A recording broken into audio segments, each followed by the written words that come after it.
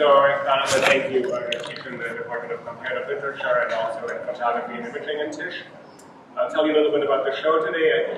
I will try to walk you through the show and focus on maybe 5 sort of episodes. This is Ernest Cole trying to tell us a particular story. But I want you to think about something quite specific. And we'll start with this photograph right here. I want you to look at the images, but right here we won't have enough time to look at every single photograph. So you can come around here and start looking at this photograph. And I want you to think about one thing in particular, why I became interested in this set of images out of South Africa in the early 1960s, taken by a black photojournalist who is at this time about 22 years of age, so someone who's close to your age, and he's seeing freedom. And he has a project, and the project is very specific. He wants to photograph freedom.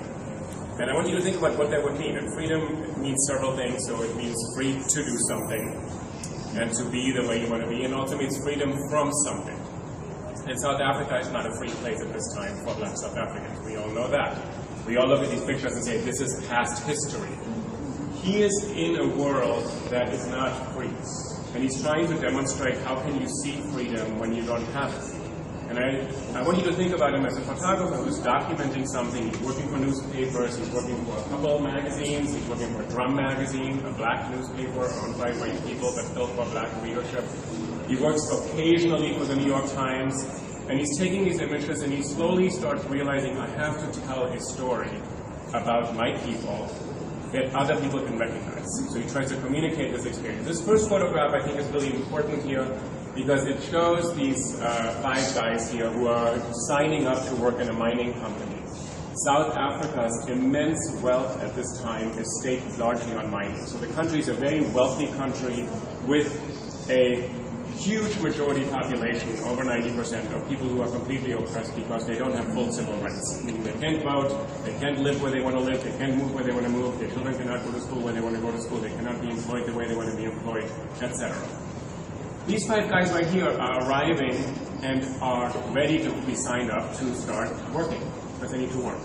Probably come from rural areas, from different townships, different tribal backgrounds, so they're not all South African in the way that they all speak the same language necessarily, speak Afrikaans and English for sure, but also speak other languages. And this photograph to me looks like a photograph you could put in an Abercrombie or H&M shop today.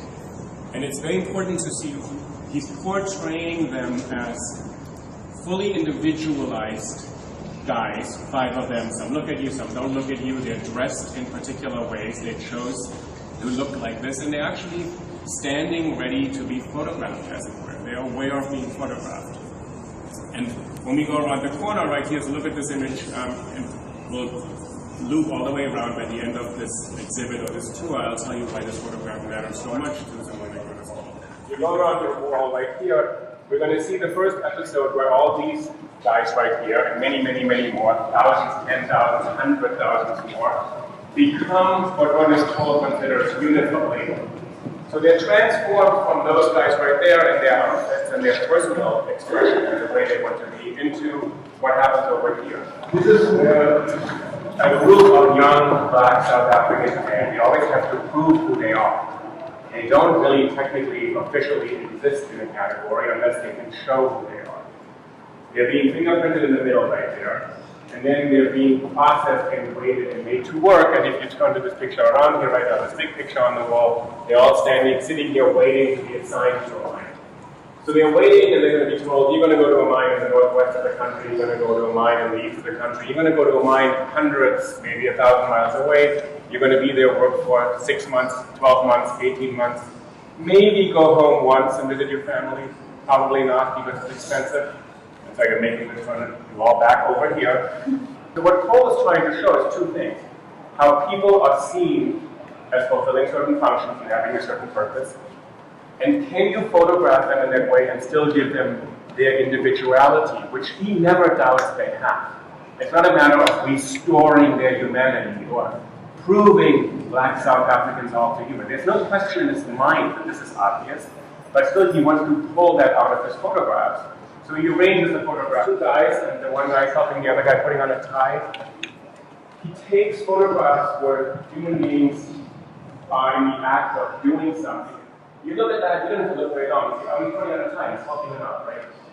you see somebody taking a fingerprint, you know what it is. So the pictures kind of snap into focus while they convey information without us having to interpret them in a very own way. You have to think they were meant to be reproduced in media, newspapers, magazines. You would flip through it and you would look at it for about a split second and say, okay, I got information, my name story.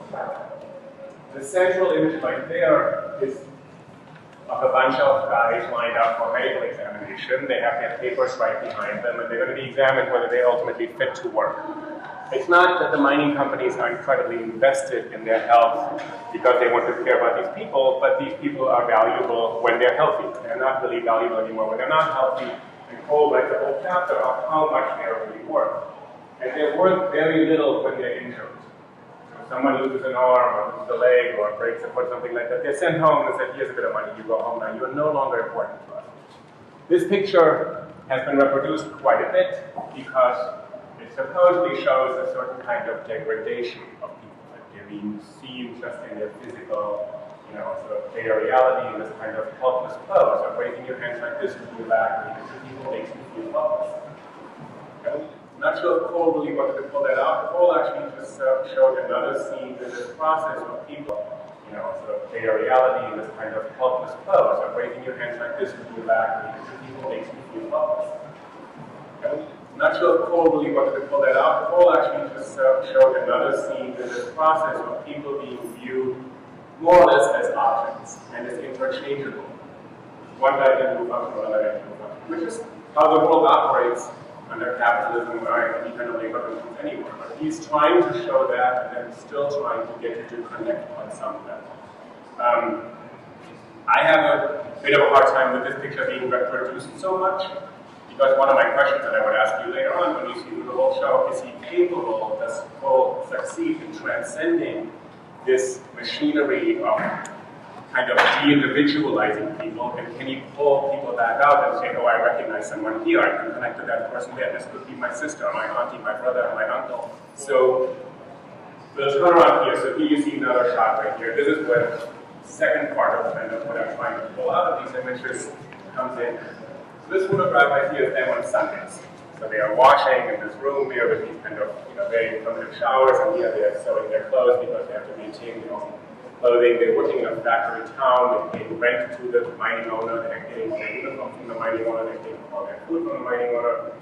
Very little of the money they make is going to stay with them. So it's a pretty exploitative system. But that's not really what Cole wants to pull out. I think he wants to show here also that in this difficult and unjust situation, there is community. There's someone helping someone else. You have people sitting next to each other. They're actually laughing, which shouldn't surprise us. But what Cole wanted to do, he wanted to show people that how they're living under these circumstances, and they haven't been reduced to not having their everyday interactions as it were. Again, this is a scene you can see, you can relate to this right away. You don't have to study this image for too long, when it needs to be sewing something. The kind of handicraft that he's taking care of his own belongings here, and the kind of matter of making yourself appear a certain way in the world. So if you go around here, he comes full circle kind of from the guys in their outfits to being processed, to being stripped of their clothing, to being made to work here, and then to be living in these conditions. This is the first chapter of As It Were, and Cole published a book called House of Bondage, which I think I mentioned in my article, which becomes the big book to see what Black life is like under apartheid. It's the first big document by a Black South African to show Black life to the rest of the world. It becomes a really important book because it will change over the course of 20, 30 years the world's stance and position on South Africa, with boycotts driven largely by college students like you across the United States to divest, and by the world slowly turning away from the South African economy from which everybody benefits. I'll give you an example, several examples. So Tibet today, Israel, Palestine today, those kinds of questions are, is someone taking a group of photographs right now and making the world have a certain position in relation to an issue? Which, I don't know for you how to relate to these issues, but people have positions on that. And when the world changes its mind slowly, maybe something can be affected. This book contributed to that. Cole couldn't have known this. He's 23 years old. He's sneaking into this mining company. He will walk around here when I'll tell you this. So he's hiding his camera under his coat. He has it in a paper bag. He's taking pictures surreptitiously. He's not supposed to be in there. He's a little guy. Tall, short, slight, young, and black. And this is something I want you to think about when I wrote about the essay, this inside-outside position. To see an insider to this world, he's not mining. To be a photographer means you're inside and you're also outside of that world. So just scroll along these pictures. He's showing tribal rituals and dances, people coming into the city. The picture on the top right corner against the back wall right there, I think is interesting for the following reason. It shows white and black South Africans sitting next to each other, 2 feet apart, divided by a road. On the left, from our perspective, white South Africans can sit, on the right, black South Africans can sit for some performance. Photography has this capacity of showing you that in the world, there are many, many worlds. Only photography can do this. If you're painting, you can construct this, but this is one physical space with 2 different worlds which are not compatible. You cannot just cross over and say, I'm going to take 1 step to the left and I'm going to be part of that world. If you take 1 step to the left, you're going to be in another world and you don't belong there. And all the legal kind of functions that separate those people become visible in a photograph like that. And you can all think about, you all live in many, many worlds. Many of your worlds intersect and some of you won't. You can't just step into someone else's world and say, I'm going to be part of your world right now. Because if those people don't welcome you or don't want you there or you have no right to be there, you're not in that world. So Cole wanted to point that part out. He's showing some scenes. Let's skip those. We'll go to this category right here. So you had mining as labor for men. And you have these kind of tribal performances. South Africa produced a lot of images about itself, which were all about black people staying close to their tradition. The entire ideology of apartheid was not justified by saying, we are horrible white racists and these people should suffer. It was actually said, these people should live the way they've always lived. In villages, tribal communities, maybe rural areas. They can work a bit because the world's become modern, but they're really not, they shouldn't be part of the political process because that's not authentically African. They shouldn't be wearing suits and going into a law office or going into parliament because that's not authentically African. So apartheid uses those images over there to justify the treatment of blacks as saying, we are actually allowing blacks to be truly and authentically the way they should be. But they're saying we are oppressing people, so the whole logic of apartheid is staked on a kind of image of what it would mean to be black South African. So here you have these pictures we should look at. Think about them for a moment, and if I ask you where were they taken, could you say with really absolute confidence, oh, that must be South Africa in 1963? These scenes we see all over the world today. So these are black domestic workers who are working most exclusively for white families, taking care of white babies, taking care of fancy pets, taking white kids up to age 7 or 8 or 9 to school and back, living this, where there's this kind of receding passage there with those 3 women coming out. They couldn't, under South African law, live under the same roof as white people. People could not live under one roof, white and black people. So what people did, they constructed a second set of housing on top of the roof of an apartment building, so they would not be physically under the same roof. There was, what Cole wanted to show, there's an incredible amount of intimacy and closeness here. These women are raising these children. And he writes this kind of caption here, they raise these children until about age 7 or 8, when these children, who've been brought up by their black nannies, are taught to lose respect, start despising, and treating these people like second-class citizens, like somebody who's not fully human. So he said that these young kids had to go through this process, and he wrote this caption, he said, and every single time this happens, one of those little kids right here, one of those boys right there, starts turning on his nanny, it will break her heart over and over again. Because she will actually love this child, because that's essentially raising a child. And we'll go and look at that over here a little bit more. So he just has these shots, and As you can see, some of them are of people who are probably not aware they're being photographed. And Cole didn't really have extensive training in photography. He didn't really have great familiarity. There was no MoMA, there was no ICT, there was no places for him to go. He knew one book very well, Henri Cartier-Bresson, People of Moscow. Like the decisive moment photographer, some of you know this book. The People of Moscow book made one point. The People of Moscow book said to Western Europeans and Americans, Russians are actually and surprisingly human. They were living behind the Iron Curtain in Soviet Russia, and that this is the enemy. So Cartier-Bresson went to Russia, brought back a book and said, wow, they're like us. They fall in love, they argue, they have children, they drink coffee, they get tired, they go to sleep. We thought they're all Soviets, which is the enemy. So Cole saw this book and saw somebody who took pictures of people who had been categorized as not quite human, and who worked on these kind of human interactions that allowed you to relate in a different way. So you see these right here, and from a photographic perspective, some are shots that they didn't know about, they're being photographed. He would conceal the camera, or he would just sort of slip in really quickly and then walk away. He wasn't exactly welcome anywhere having a camera. A black man walking around in South Africa, we'll look on this in a second, had to have a pass at any given moment when he could be. A black man walking around with a camera was not something anybody wanted. So all these pictures were taken in a kind of gray legal zone, but some of them are really portraits. I'm sure she's aware of being photographed. So he actually spent time with them. So from a reporter's perspective, he tried to understand how they live, what their stories are. And these women are basically at the beck and call of their families 24 hours a day. They sleep next door in some house, in their cottage in the garden or whatever, or upstairs. And whenever somebody wants something, you want your pillows fluffed, or you need some tea, or you want some water, or you need this cleaned up, you need to make breakfast, something, you just call, they come right back. So they're working 24 hours a day.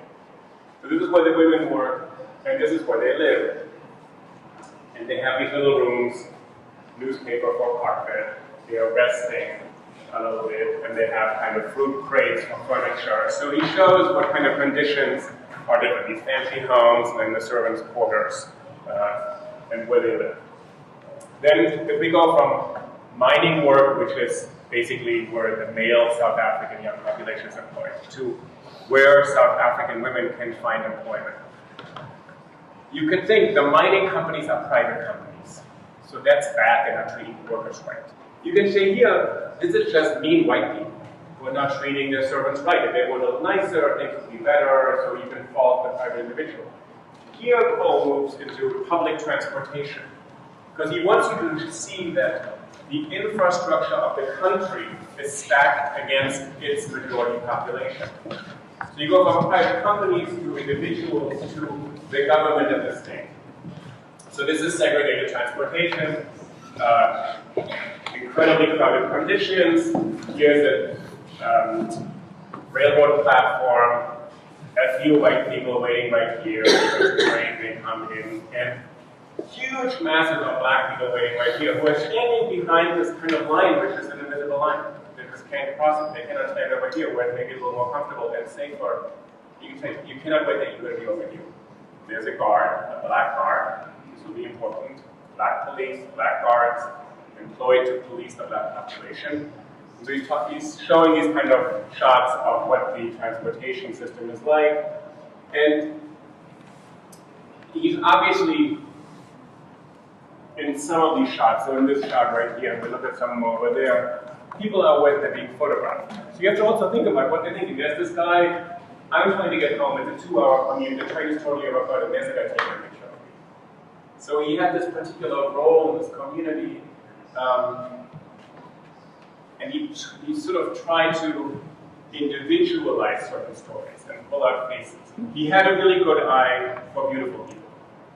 This, I think, is not a negligible, incidental, sort of secondary concern. He wanted to have photogenic people in his images for 2 reasons. Because we like to look at beautiful people as viewers, and he was somebody who was a journalist and a reporter who was interested in selling his images and getting people to pay attention. And he also, I think, had just this kind of affection for certain people he was surrounded by. He just liked beautiful people. Not just because it's so lavish, but because it's something people like. And I wanted to kind of emphasize that dimension in his work. He's not just in the service of a greater story, but he's also in the service of his own story. These are two pictures of children playing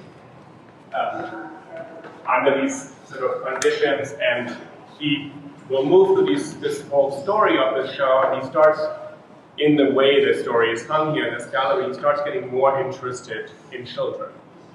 And I'm kind of interested in why you would think you would focus on children in the story where there's so much suffering, especially for adults. Behind you is a little sequence right here, and it's on this wall so you can see how he works. It's like a mini photo essay. It's black and white people interacting. They're a little drunk, they're having a little fun, and what do you notice about this? Anything?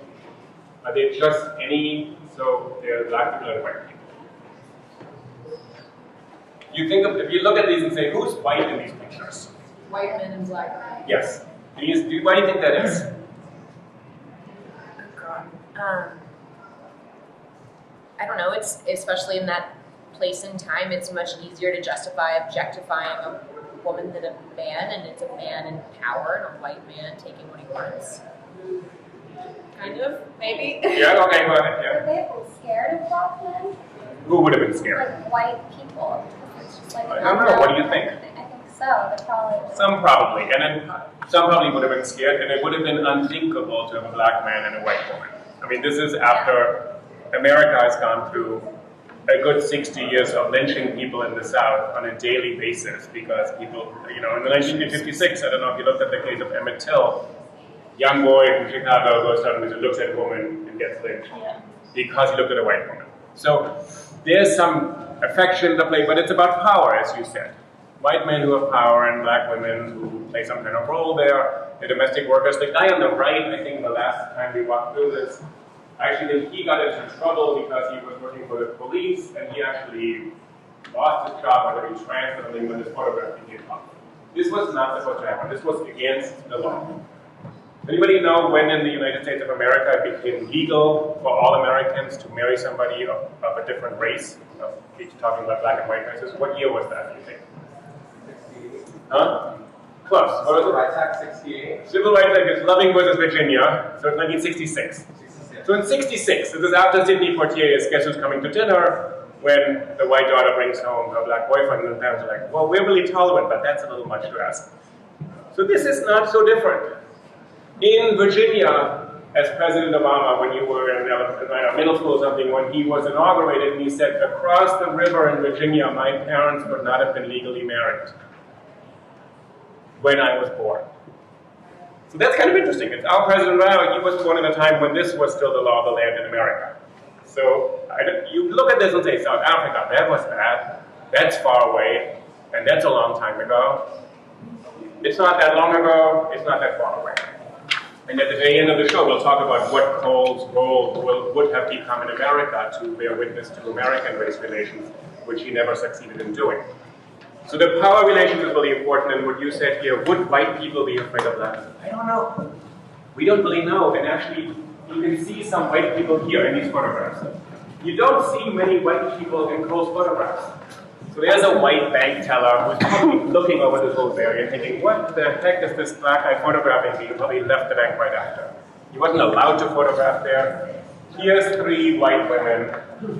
They look like out of Juliet Cameron 1890s photography or something, coming out of a little grove. It's a very classic kind of composition. Here's a white woman sitting on a bench where she's allowed to sit and have a good time in the park because she's white. Here's a white woman who looks like out of, those of you who are in photography, looks like out of Gary Winogrand, street photography in New York, I think that's like across the street.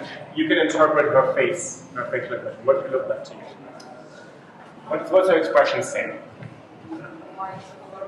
Why is he photographing me? Yeah? What? I said the exact same thing. Yeah, why is he photographing me? But this little wall here of white people in South Africa, I don't believe, and I just have to speculate, I mean, I've read a lot of things about Ernest Cole, I don't don't think he really cared to tell us the story of how does this system affect white people. What part of their soul is compromised and crushed by the fact that they're denying most people in their country their humanity. I don't think he really obsessed a lot about the state of mind of white people who are racist. He didn't care. He wanted to show you what life was for black people. I don't think his project was to say, what's really bad for white people too. That wasn't his concern, I don't think. People never took these pictures in a way. We chose this picture to be outside or on the bench here, and it makes her look so lonely. I don't know if we're supposed to feel love sympathy. But for some of you writing or thinking about this, is an interesting question of what about all the white people who are behind this whole system? This is, he got access to religious ceremonies where there's a kind of intersection of African religion and Christianity. He shows a picture here, I love these pictures of someone drinking the blood from the goat that they have slaughtered here, so the goats basically still alive. You don't like that picture so much? So, I like that picture a lot actually, it's very vivid I think. And, it's an assignment, so Cole got assignments and had access to different kinds of stories, and so he could get into this community of seeing people being involved in religious rituals. I'll take you around here. And I think we have sort of 3 more kind of steps. This right here on the left wall of this khaki wall is the daily reality in South Africa at the time. That black people have to continually document their right to be where they are.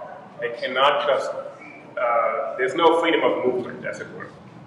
They have to have passes, so they instituted this pass law to keep people in the neighborhood they belong to, and whoever was caught without a pass could be arrested that day. Was booked, was arrested, put in jail for a day, couple hours, couple days, whatever, and then maybe released or something like that. But it was a way to just control the population. One of my colleagues, Tiboho Moja, who grew up in South Africa during this time, said every morning her house was between a bus stop and a police station. And every morning when she went to school, she would see rows and rows and rows of men lined up with handcuffs who had forgotten their pass and had to go to work. They would just arrest dozens of men, and then you couldn't get to work, and maybe lose your job and all that, and they would just book them all, put them there, put them on a truck, process them. That would happen every single day. So the constant, let's call it stop and frisk policies. And I'm bringing it up because this country is still struggling with how to control populations and how to not use race as a category in that kind of control. I'm not saying it's bad or good, I'm just saying the imagery here is all you're getting. What I'm telling you is background story that you don't have. So Cole gave you these images.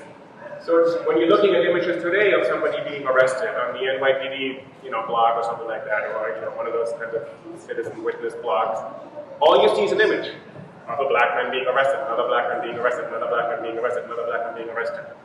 Maybe they're all criminals. We don't know, but the imagery starts enforcing an idea that all black men are criminals and they need to be policed.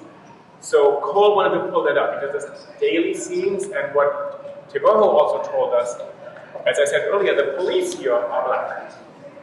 We have black policemen arresting black citizens. And he said after the end of apartheid, it became incredibly complicated and difficult to actually reconcile that relationship. And there had been many, many families with policemen who had been arresting the brothers, sons, uncles, fathers of the other families. So how do you reconcile that? How do you live together suddenly and you were actually on the side of the people who were, in 1994 voted out of existence? So those images you can look at and say, what do I get from these images? What's being reinforced? And then secondly, what is Cole doing here? Is he perpetuating that idea that black men are usually in the custody of police and are criminal or need to be arrested? Or do black men have another dimension to their individuality? That's what's going to be difficult for a photographer to pull out, because he doesn't want to just show you the story of everybody being always victimized. Every step of the way, every minute of the day, I'm a victim. That's not Cole's story. He's pulling out something else. So we'll go around the corner here. you have any questions so far? Anything that struck you? We're gonna look at this one right there. Sorry. The picture of the woman just exceedingly annoyed by the photograph. Yeah. But I can't think of anything as to why that's portrayed. I mean, I would be annoyed if white or black someone was taking a picture of me. So I just don't understand how that goes with the other themes. That's really, so what you're asking is she just generically annoyed because some guy went like this to her and it's like, don't It's like photograph. invasion of privacy.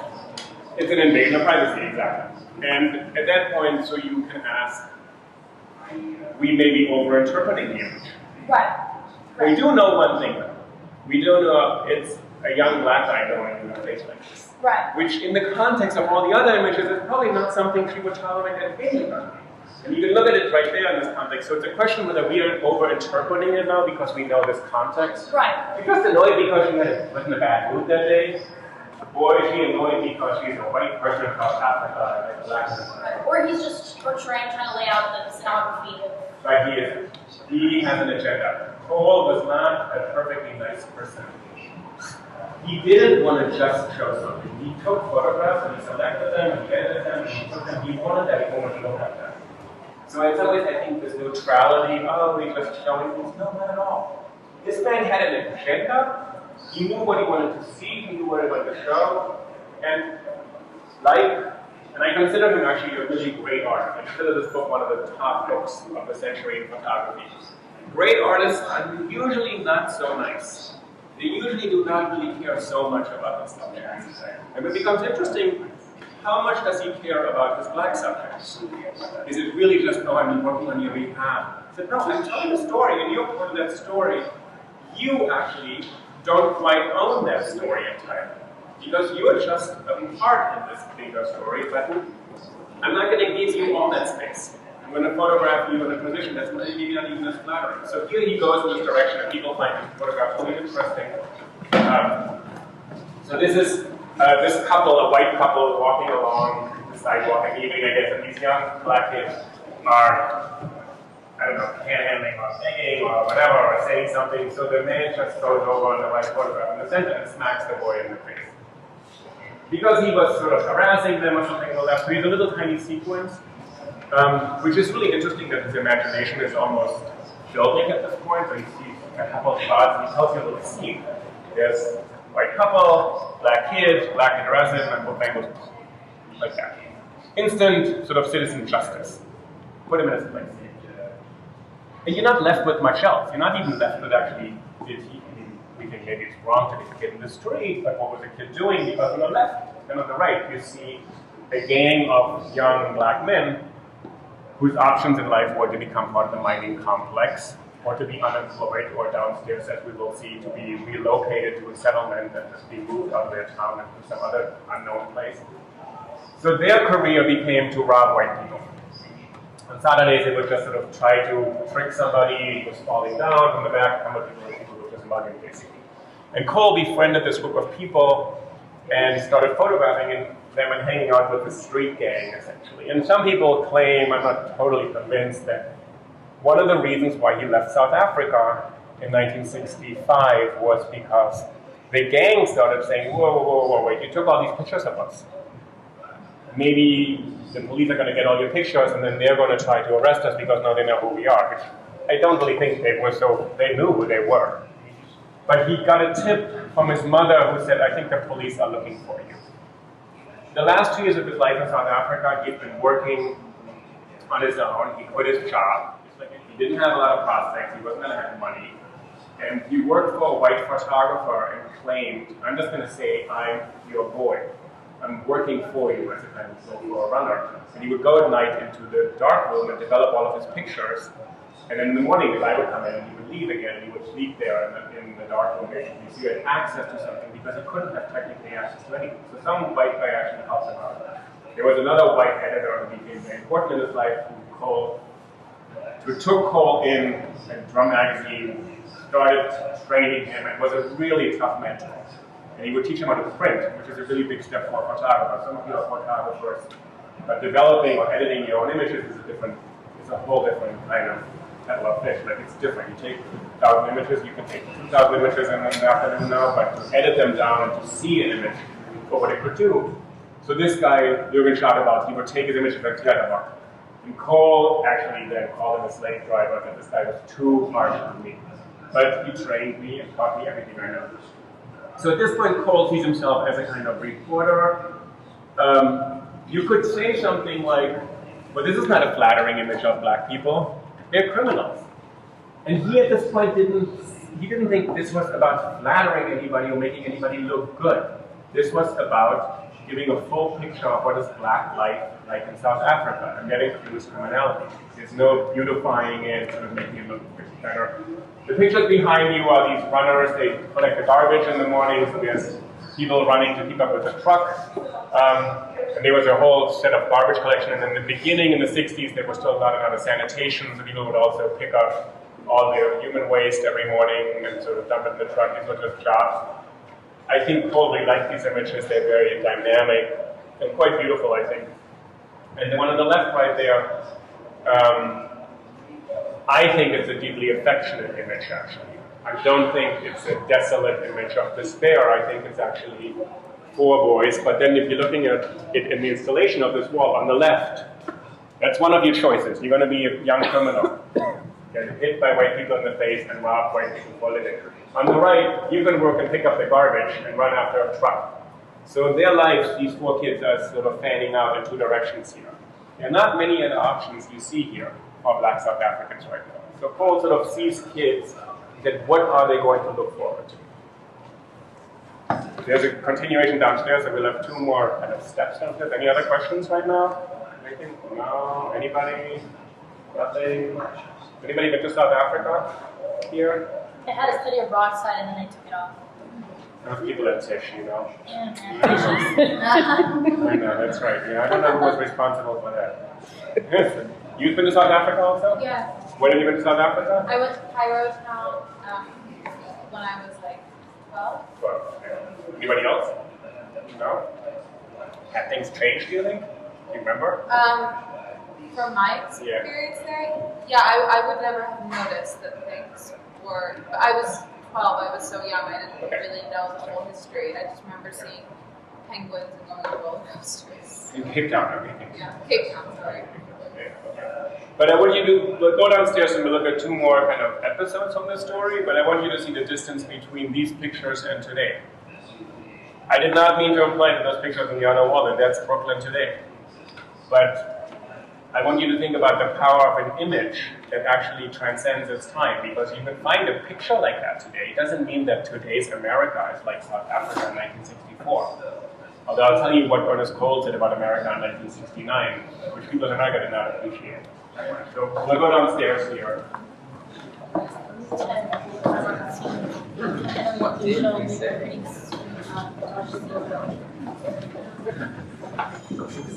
All right, so this wall right here is forced settlements when the authorities decided that they need some land to build a new development, a factory, a school, suburban home, whatever. They would relocate the black population to another area. They would get these houses on the right. They would be in conditions which often did not have sanitation yet or electricity. So right here, this boy is reading by candlelight. You look at this picture when you walk by here a little more closely. Over there, you see this under what conditions people live. This sign in the center says, "You enter at your own risk," which really meant to convey 2 things to people: that the government is not really going to control this place, and secondly, that it's really dangerous to walk among black people. This boy right here is studying by candle. So Teboho, who is one of my colleagues in French, she said, most people didn't have electricity, and you had a candle. And you had to decide whether you're going to let your one son or boy, one of the sons, study by a candle, or you're going to keep that candle because it's going to have to last all week. So education was a resource, a commodity, an opportunity that you couldn't just give to your kids. It wasn't just, I want my kids to go to school, so he's using up this candle to do something. I think Cole really strongly identifies with pictures like this, with this boy, with the 4 boys up there on this kind of pavement sidewalk, with another boy over there studying. Cole was a really smart kid. He was very precocious. He got a camera when he was 12 years old. Very unusual to have a camera for a little black child. And he started taking photographs, and he started taking portraits of other people and charged money for it. He made a little tiny bit of money. And he enrolled in a correspondence course. First one was a rip-off, he made money, never got it back. Second one is actually up the street, New York. Is it called the New York Institute for Photography? I can't remember. Yeah. So you enroll, it's like you enrolling in, like, on your app, long distance learning. I'm going to be, you know, a photographer. And so he did that, and he taught himself photography this way. You said most of you are actors, right? Is that correct? So in some ways, I think what he really captures is the human's capacity to signal something through bodily gesture. So a lot of these photographs show you that. The photograph I'm blocking right here is a really harrowing image. This woman is holding her child, and the child died 2 months later of malnutrition. This is the kind of poverty you have for women who probably worked in some white family's home as a nanny every day, or a cook, or a maid, or a cleaning lady, or a janitor, or whatever. And it's a kind of classic Madonna and child image also. It's the mother holding a child. So in some ways we resonate with this kind of image of a kind of helpless infant and the mother turning away. So she probably cannot help the situation anymore. So as actors, what is she conveying here? A kind of maternal care and concern and grief, but also some kind of helplessness over the situation. Right, here's a burial of a child. So infant mortality was incredibly high in the black populations, especially in these kinds of settlements. And some of you have traveled in the world, and you may or may not have seen in other countries where people have been forcibly relocated. So this is a large part of what black life looks like in South Africa. And we'll walk along here.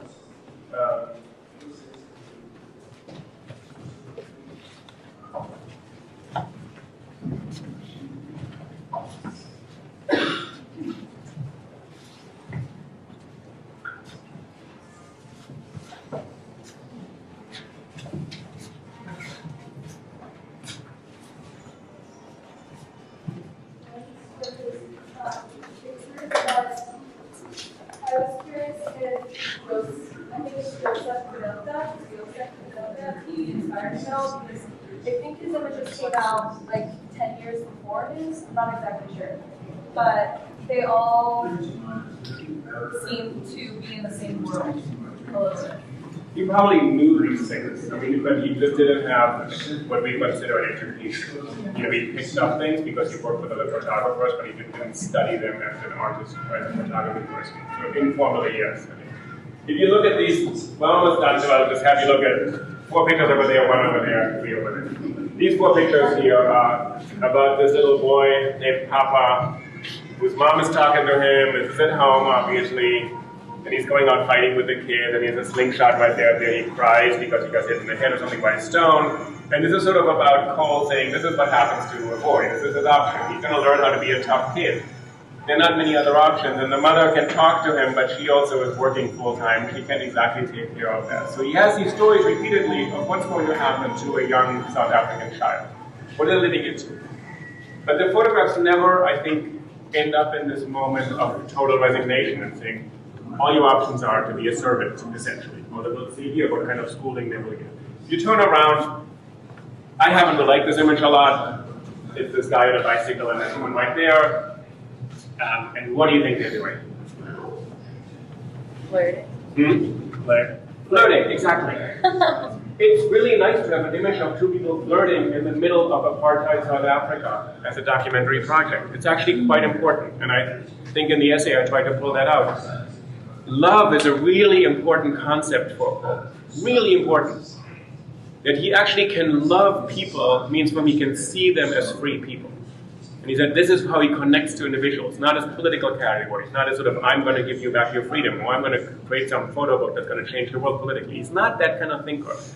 He's a visionary at a totally different level.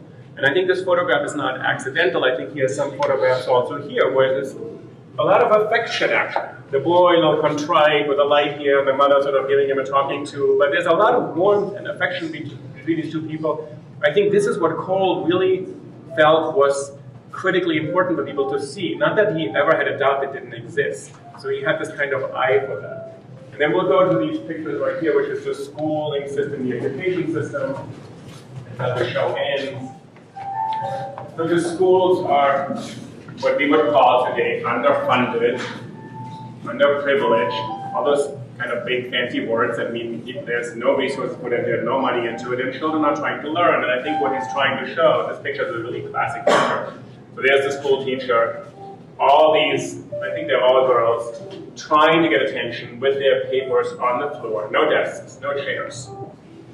Kind of slate tablet, so every night you didn't have homework, you wrote it on the slate, you wiped it clean, you gave it to the next class because there were classes from 8 to 12 and then from 1 to 4. 2 sets of classes every day in the classroom. The kids had to go in the morning and spread dust and I think manure on the floor because it was so dirty that to clean the floors before they went into the classrooms. And right there behind you, there's a picture of the male students learning how to become gardeners because that's what they were supposed to do. Ultimately be gardeners or workers. And the girls were supposed to be domestic servants. So the school system was set up to train people to be the workforce of this country. This picture here, again, one of my colleagues has written about this. This actually is titled Ernest Boy. And Ernest Cole's name was Ernest. So there's a kind of play on this is actually a little bit of a self-portrait in the middle of this book, sort of an earnest boy trying to study and trying to see something. And I think studying for him meant to see the world as open to you, not to see it as closed to you. So you're learning how to hoe a garden, you're learning how to scrub a floor, but you actually see something much bigger, which is not you. And so I'll tell you the end of Cole's story. So in 1965, he has to leave South Africa. He pretends to go on a pilgrimage to Lourdes in France to see the Virgin in Lourdes, and he doesn't go. He's Catholic. He's quite Catholic.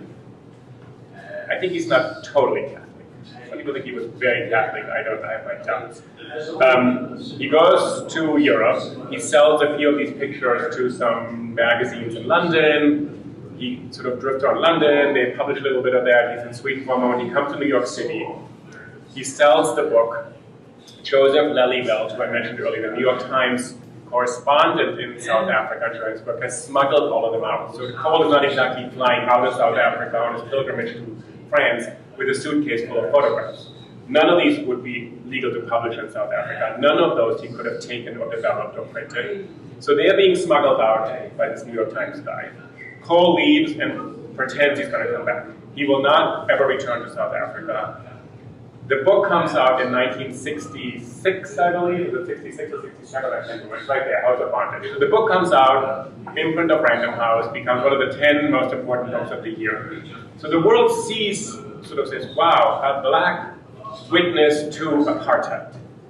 I think the witnessing part hasn't happened until people actually start receiving this book and saying, what is going on there? What is happening here? How can we actually take a position in relation? Witnessing is not you witness something, you see something, and you talk and talk and talk. If nobody receives you, there's no audience. You have not borne witness to anything. You just presented some case. But it has to be believed. It has to affect some change. So he has his 15 minutes of fame. He's a bit famous. He's a big deal for a moment. He's really young. He's 27 years old. And everybody in New York, you can imagine New York City, they kind of celebrate him a little bit. There's openings and stuff. So that's happened. Then he gets 2 or 3 fellowships from the Ford Foundation to look at black life in the American South. Travels all over the American South, takes photographs, takes lots of photographs, hundreds of photographs. Comes back to New York and says, this is what America looks like. This needs to be published. I want to document this. In the middle of the civil rights struggle there here, 1967, 68 now. America is essentially kind of burning and sort of trying to resolve the civil rights argument. No one will publish one photograph. Nothing gets published. People sort of say, yeah, you don't really get it. Someone 2 weeks ago, he said, yeah, he didn't really understand America. So in 1969, I think he says, America treats its black worse than South Africa under apartheid. Sorry. Right. Yeah, so somehow nobody really says, yay, good for you to diagnose our situation. People are like, we don't really want to hear from you anymore. You're telling us this is worse than South Africa. And this is what I think actually, people thought, you are so important to tell us about that country way over there where they're so awful to black people. But do not come into our country and tell us how we're treating black people here. That is really not your role. You're an outsider. You're South African. You can't understand this. You're not an American. So for you, I want you to think about this position of he's a witness to something that happens very far away. As soon as he starts turning his camera on to the people in front of him who published the randomized book, like, no. None of these photographs will ever see publication. He drifts around, he's homeless, he gets sick, he sleeps in a subway station actually on 156th Street or something like that for quite a long time. People actually know where to find it. They're like, it's the guy who's sleeping in the subway station. This is New York in the 80s, where you don't see as many people like that anymore. But they actually reach out to him occasionally. He's inspiration for black photojournalists, of which there are very, very few at that point, that actually you could become a black photojournalist in America. And then in 1989, he gets sick. Joe Lillyveld from the New York Times actually helps him, pays for medical care, gets him to a hospital. His mother from South Africa comes out and sees him a couple of days before he dies. And he dies, I think, a week after Nelson Mandela is released from prison. What's interesting, he writes this little autobiography, which is part of it on the wall right here. He talks about his story. It's a very kind of harsh story, and he edits it by hand, and he makes it very sort of kind of poignant. And he said, I always knew South Africa was going to be free. I never for a moment doubted it. And every single photograph is taken from that perspective of freedom. But he wasn't a free man. He couldn't move around. He was completely compromised and hemmed in on all sorts of ways. But he thought, he never had a doubt in his mind. There's going to be freedom, and South Africa should be free. So this conviction is a really strange one for somebody who's a reporter, because he's sort of trying to investigate a situation. And the rest of the world did not really believe necessarily that apartheid is going to be abandoned. I mean, some of you grew up in countries that, have transformed radically. I happen to have grown up in West Germany, which happened to have had a wall. The Soviet Union sort of blocked half the country. Nobody I knew in Germany ever believed this was going to change. So Tebama, who was a friend and colleague, she went to a school like this. So she said, I went to school like this, exactly like this. And I was the only kid who actually then ended up going to college, because I think 3% of South African blacks go to college, 82% of white South Africans go to college. So the entire education system is totally skewed. There are all universities there, but only for white people, essentially. And she said, it's very uncommon for people to go to college, and she said, but it's not clear that all these people really believed they would ever live a different life. So Cole sort of allowed them to see something that was not visible for most of them. There's a book right here which has some of the photographs from America in it. People have said, well, those photographs aren't as good. I don't really know what that means. I tried to figure that out. I read a lot of the reviews of the House of Bondage book, and I'm not sure if I quoted one of the essays. The Washington Post gave it a very favorable review and said, this is the face of apartheid. And I don't believe that this is the face of apartheid. I think this is the face of a young boy wanting to have a full life. And so part of what I'm interested in my photography can work here, how do you show this boy not as a victim of a really oppressive regime, but as a young boy looking into a future that could be different. And I think this is kind of where Cole succeeded, that he says, the face of apartheid will never amount to the sum of all the faces of people suffering under apartheid. Every single face here will stand out as an individualized and different kind of face. The face of apartheid is not these photographs, it's something else. So I'll stop right here, I'll stop right here. If you have any questions, I'm happy to answer questions, or you can take an exam on this, I don't know, but that's going to be about, you're right here, I can see you with your camera. Okay, all right, so any questions, comments? You had a response when I said that he said that America in the 60s is like South Africa. Oh, worse. Worse. You said it's worse, yeah. I just was very, that's like tough. Like, you have to have a lot of gumption to be able to say that in a place that's employing you. You know what I mean? Like, because he was given the fellowship, I'm assuming, by American Foundation. Right. So, like, the fact that he said that, and then, I'm sure that didn't go so well. I never thought of that. Do you think because he got a fellowship from a white institution, maybe you shouldn't have, would be hard to be so blunt? I don't think it was hard. I think it was just him speaking from the heart. Yeah. But it's kind of biting the hand. Yeah, it's biting the hand that feeds you. Okay. Yeah. That's a whole other discussion. Yeah. Black people succeeding in America and saying, oh, like, we did so much for you. There's a little bit of that. Like, we took you in, we published your book, we gave you, Sweden gives them a passport ultimately. You can't turn on us. And Cole, that's why I said earlier, he wasn't so nice. he never felt for a second, I think, that he owed people something. He never felt, oh, I'm a guest in America, I gotta be nice, I can't criticize. So like, I can see what I can see. You have nothing on me just because I happen to live here. So in some ways, I think you're totally right, that people would have felt like, excuse me, we gave you a fellowship. We published your book, we kind of made you famous for a moment. How can you now turn on us? Any other comments here, Brian? Well, just with that, even going back to the South, it's just wondering like what they were expecting the pictures to be of, whether it was just to be like, oh, it's so like painting a very favorable light about like how this is America, we're so much better than what's going on in South Africa. It's just very curious. I think a lot of it was actually very simply that he's not an insider.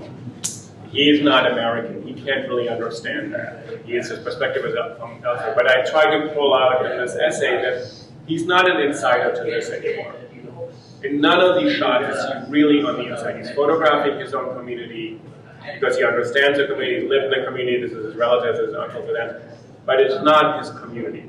And if you watch one of the videos, there's a video upstairs, so you can do it online, I think YouTube has a video of him or something like that. You should listen to him for 8 minutes. And you should think why I would say he's not totally an insider. And I won't tell you why I think that, but listen to him. He's not, and so this position is really interesting. So Americans thought, you can't talk about America, you don't even belong here. You don't really know what's going on. So I don't think it was necessarily so much, we don't want to see, I mean, we saw a lot of evidence. The civil rights movement has a lot of photographers in their work. So it's not that they want to oppress the reality, but I think they didn't trust his position. I've never thought about the insider perspective, but I'm from Tennessee, and my family's lived there since like early 1800s. And my dad was born in the 50s, and the images of the maids with babies, I mean, that was my dad's upbringing, is he was a Southern boy raised by a maid in uniform. And as a Southern millennial, like talking to him about things like that, where I make comments about how that's ridiculous, like that's just, my new age thoughts on it. And it's not that my dad's not an articulate man, but he's said things to well, there's no way you can understand, not defending it, but there's no way you can understand it because you weren't there. And I've never thought of that as the insider-outsider thing. But I mean, that's a conversation that I have with him now, and it's so close. But that's an interesting conversation because when you look at the pictures upstairs, those the nannies and the home. Yeah. What Cole also said, these women love these children. And it's funny because my dad talks about like loving the maid that raised him. Like she's nicer than his own mother. And this is kind of, so how do you make sense of love in this context? Right. When that's not supposed to happen, right? Right. People are not supposed to love one another there. So I think Cole wanted to that's what photography can do. It can keep that image right there, and you can't really sort of explain it away and say, oh, they're all deluded, false consciousness, don't these black women know they shouldn't love white boys? And like, the kid is 3 years old or whatever. So your question is sort of both insider and outsider, but it's something else also. I think it's also, how do you understand another human's emotions? Right. You'll never know. You'll maybe never know what life was like in Tennessee in the 50s, but you also never know what it means to love somebody.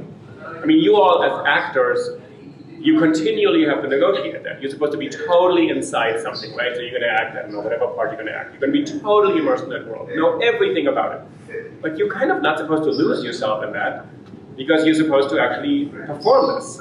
So this kind of distance to yourself at that moment, I think that's what allows him to see certain things. I mean, I don't know what kind of method you're learning, so I'm just making it up as an outsider. Any other questions or comments on this? Okay, so just like for purely like... It's a really good question because it's a contradiction between this kind of unshakable belief and then believes in his own mission more than anything else. All these people have become kind of actors in his story. They're not really telling their own stories. He's making them tell a larger story that he gets and they don't even maybe get. You have a career goal or whatever. You can, sort of Rhonda Bernstein, manifest your future. You're going to be something, whatever you want to be. You still have to work for it. Any other comments or questions or remarks? Anything? No? So, it's kind of, sorry. You discussed trauma in one of your books. Yes, yeah. I was wondering if, as you were thinking, as you were writing your essay, does it interrelate at all? Not at all. In your mind? No. No, this is for me, this is really, I picked up this book and I think this is a book about freedom. And this is a book about what freedom can be in the world, which is, you all given a lot of freedom, right? Because you live in the United States of America. None of these freedoms are meaningful unless you act on them. Nothing. Nothing. If you don't do anything, you have no freedom. So I'm interested in this relationship being on. And we see this in South Africa. So in 1989, Nelson Mandela was released. In 1994, they vote into a black government. It doesn't mean anybody's free. Until people start behaving a different way, they're not free. So freedom is an action in the world, not a passive thing you're given. So, and when you look at it from the perspective of other countries, all the freedoms we have right here in this room, half of them we don't even realize, which means they don't really exist, which means we would only notice maybe if they're taken away. So this book is, I did not think this book is in the category of trauma, which somehow it's like, it's interesting. I meant, but I'm just assuming that he had some kind of social trauma. Yeah. But it wasn't a major portion of his. I'm just wondering how you're thinking as a writer, as someone. I wrote a couple of books on trauma. I think he became an active witness, and he succeeded once with the South Africa book, and then he failed as a witness on the second project of witnessing Black America. And I think the second failure was the trauma of his life. The second failure devastated him. But what's also kind of weird, you see, he's an insane witness. He's like Ishmael in Moby Dick. He's like insane driven. He's like, I'm going to do this, I'm going to do this, I'm going to do this. And then he doesn't stop. And people kind of say, well, that was good, but can you stop now? And he's like, he's driven in a way that destroys him. So his trauma is that the second story he wants to tell has no audience.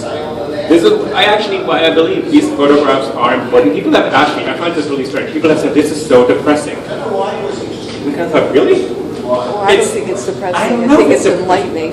And then other people said, why show this today? It's so long ago. Don't we have other things to worry about? And in some ways, an artist has the work doesn't exist until people look at it.